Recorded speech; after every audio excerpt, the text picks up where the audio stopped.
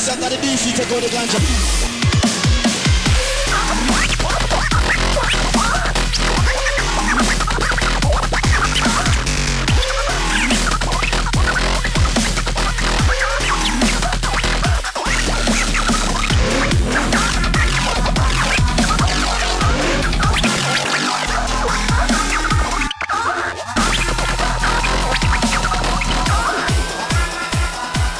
What's up?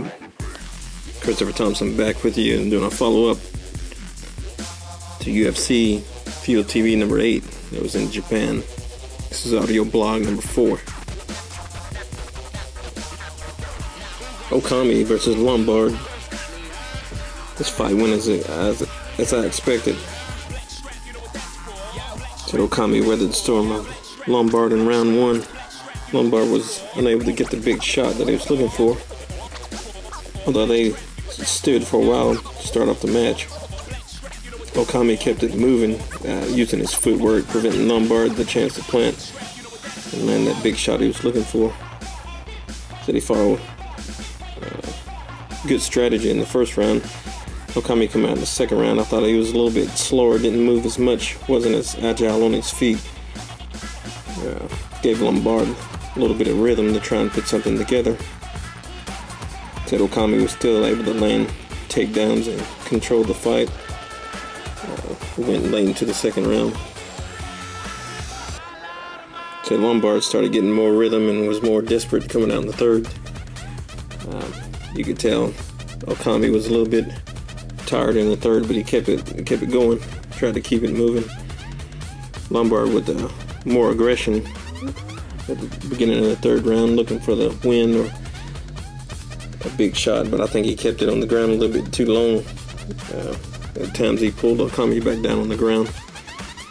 He couldn't get a stoppage or a submission. I think if he had let the fight go back to the feet, he'd had a better chance, especially with Okami being a little bit tired, but give that for props to Okami for pulling that fight out.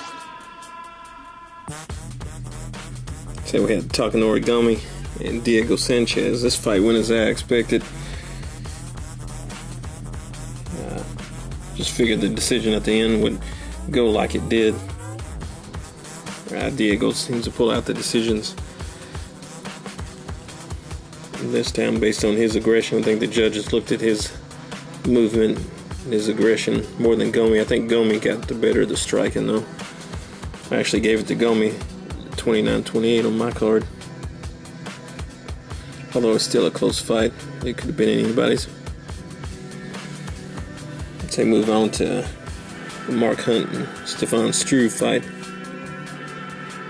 Struve come out.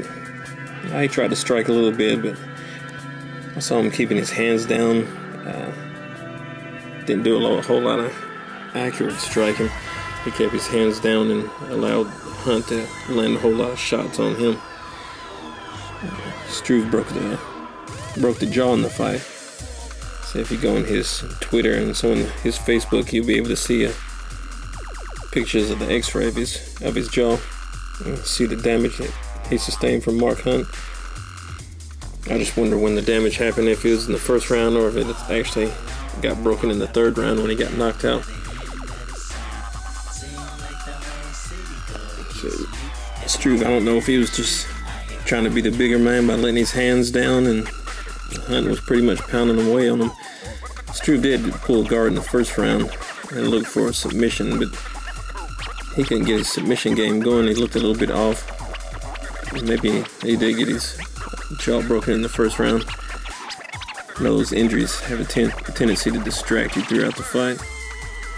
Struve missed several submission attempts, going from arm bars to some of the failed triangles. So Mark Hunt got the KO in the third round there. Moving on to Brian Stann versus Wanderlei Silva. This was a great fight. This is everything I expected out of this fight. See, it took us back to the old days of Wanderlei right here. Both of them come out and they pretty much went at it in the first round for the full 5 minutes. It's full-on brawl. said, Stan was real aggressive, really action-packed. Although in the second round, or between the rounds, you could see Stan's in the corner. You can tell he's really enjoying himself in the fight. Pretty sure it's a surreal moment for him, fighting somebody he looked up to like that. Said they was both a little less aggressive in the second round when they came out, and that was obvious. They were both tired from the first round, but that much movement, you got to be tired coming out into the second. Which I think they were both pretty warm, and they both went back to a little bit more technique. Still standing on the feet, getting into some wars and striking. Eventually come down to Silva, took a little bit step to the left and lined the perfect right hand up, followed by left hook, which put Stan down on the mat. So allowed Silva to get on top and land the KO. I'd say we hadn't seen that much activity and striking from Silva in a while. Everybody says his chin is going. It seemed to hold up during the fight. Which I think he's one of the older competitors there in the 205 class, going back to, you know, Tito's not there, Liddell's not there, Jardine's not there. And when he come in the UFC, he had really good battles with all those guys, so he's still left there. I like to see him do some more 205. Still got some opponents for him out there. Rashad Evans would be a good matchup, I think, but Rashad Evans will be fighting Dan Henderson coming up. So that's one guy. I won't be fighting Silva at 205, so we'll wait and see who he gets matched up with next. So the next card up is March 16th. It's UFC 158. We have GSP versus Diaz. Unique matchup here because GSP, obviously, he's asking for the Diaz fight. He says he thinks he's worthy of the title shot, which I think it'll make for a great fight one way or another. But in my opinion, I'd like to see Johnny Hendricks get that title shot with GSP. I think he did earn the title shot. He's had more exciting fights with the KOs. He did have the decision win over Koscheck, which when I watched that fight, I gave the Koscheck the win at 29-28. I think GSP also agreed with that. He gave Koscheck the win in that fight. It's one of the reasons he said Hendricks, he didn't think Hendricks deserved it. Hendricks is going to be fighting Carlos Condit since Rory McDonald's out at UFC 158. I think it'll be a really interesting matchup there, especially to see who the winner of that fight. Condit wins that fight. My question is, where does he go next? Does he get Ellenberger or Marquardt or Rory McDonald, or does he go straight back up, fight the winner of GSP and Diaz? And definitely, if Hendricks wins the fight, I'd like to see him get that title shot one way or another. We also have the Ellenberger versus Marquardt at UFC 158. All these 170-pound fights. So we see how the outcome is. See, Rory McDonald got put off the card for an injury that he had.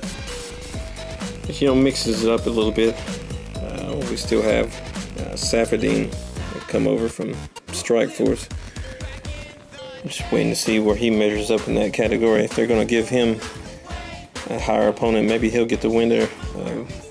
Condit and Hendricks. Maybe we'll see him fight Rory McDonald.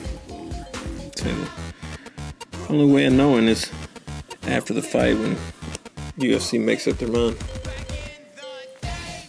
That's it for me. Audio blog number 4. I'm sure we'll be coming at you for UFC 158 with a little blog. Stay tuned. Also hit me up on Twitter at Ultimate Expression. Also, if you're listening to this, you should know where to find me on Facebook. Also check out my Facebook page, Ultimate Expression. Say till next time, I'm out of here.